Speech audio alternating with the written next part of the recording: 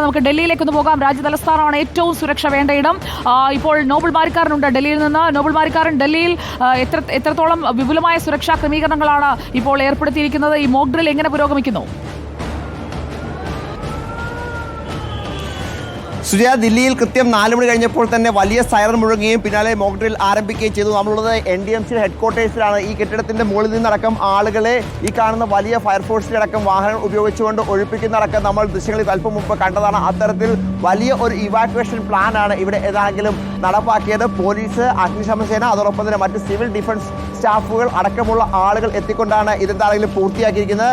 ഇപ്പോൾ ദില്ലിയിലെ നമ്മൾ നിൽക്കുന്ന NDMC ഹെഡ്ക്വാർട്ടേഴ്സിലെ ഈ മോക്ക് ഡ്രിൽ ഏറെക്കുറെ അതിൻ്റെ അവസാന ഘട്ടത്തിലാണ് എന്ന് വേണം നമുക്ക് വിലയിരുത്താൻ. ആദ്യഘട്ടത്തിൽ ആളുകളെ ഇവിടെ നിന്ന് ഒഴിപ്പിക്കുകയും അതോടൊപ്പം തന്നെ മുകളിലടക്കം കുടുങ്ങിയ ആളുകളെ ഇത്തരത്തിൽ വലിയ വാഹനങ്ങളിൽ താഴെ എത്തിക്കുകയും ചെയ്തു. അതിന് പിന്നാലെ ഫയർഫോഴ്സിൻ്റെ ഭാഗത്തു നിന്ന് തീ ഉണ്ടായി കഴിഞ്ഞാൽ അത് അണയ്ക്കുന്നതുമായി ബന്ധപ്പെട്ടൊരു ഡെമോൺസ്ട്രേഷൻ, അതുമായി ബന്ധപ്പെട്ട ഒരു പ്രക്രിയ കാണിക്കുകയുണ്ടായി. അതുമായി ബന്ധപ്പെട്ടുകൊണ്ട് വലിയ ഹോസുകൾ വഴി വെള്ളം ഈ മേഖലയിലേക്ക് മുഴുവൻ ചിരിച്ചുകൊണ്ട് അത്തരത്തിൽ ഒരു നടപടിക്രമങ്ങൾ കാണിക്കുകയുണ്ടായി. ഇനിയിപ്പോൾ അവസാന റൗണ്ട് നിലയിൽ ബാക്കിയുള്ള കുറച്ച് ആളുകളെ കൂടി പുറത്തിറക്കുന്ന നടപടിക്രമങ്ങൾ മാത്രമാണ് ഇനി അവശേഷിക്കുന്നത്.